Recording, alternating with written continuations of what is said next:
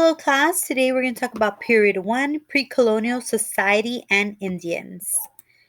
Colonialism was one of the side effects of mercantilism, and triangular trade became the desire for Europeans to conquer and settle as much New World land as possible. This allowed Europeans to benefit from the vast amount of resources in the New World for the purpose of enriching colonial landholders and Europeans back in Europe. As such, competition drove Europeans to settle and take by force land from competing European states and Native Americans. It became increasingly easy to hold on to that land if settlers migrated to the established and a function society there, thus supplanting any previous Europeans or Indians. This act of supplanting natives and others controlling and administering land outside of one's mother country for the purpose of economic gain is known as colonialism. Encomienda system. Encomiendas were rewards to Europeans conquerors in the New World in which encomienderas were given control of the people and land in a particular area. Encomienderas were essentially the lords or protectors, and the Native Americans in that area were their vassals. On these encomiendas, American Indians, slaves, and indentured servants worked on the haciendas, individual plantations such as mines, etc., on the encomiendas. Two types of Europeans in the Spanish New World. There were the Peninsulares, who were European born in Spain or Portugal, the Creoles, which were children of European born in the Americas. While both white Peninsulares were seen as superior, as their birth and culture came directly from Europe, thus causing class tensions that would later result in revolutionary movements in the 19th century. The Spanish caste system. This isn't the entire list, but just some. Number one, Peninsulares. They were European born in the Americas. Two, Creoles.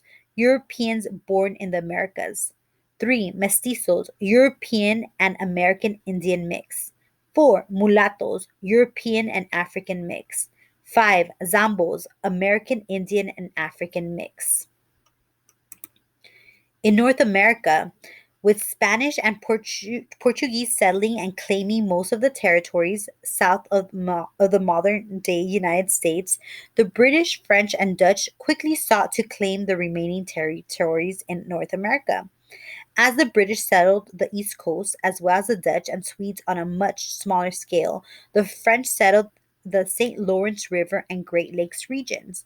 While most colonies struggled to maintain their own existence with a multitude of disastrous failures, many found affluence in acquiring and selling furs.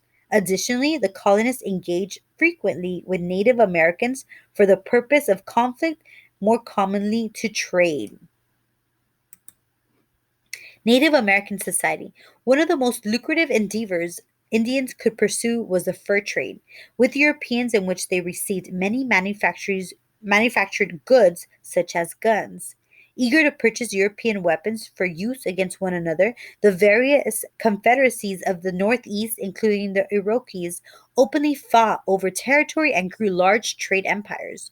While these developments were similar to most of the world, one unique quality was the approach of many northeastern tribes regarding women. The Mohawk, a significant tribe in the Iroquois Confederacy, for example, practiced the matriarchal society, in which ancestral names were passed on from the female. Men were primarily fixed to physical tasks, such as hunting and combat, while women held a primary role in society and Indian politics, as well as were responsible for agriculture.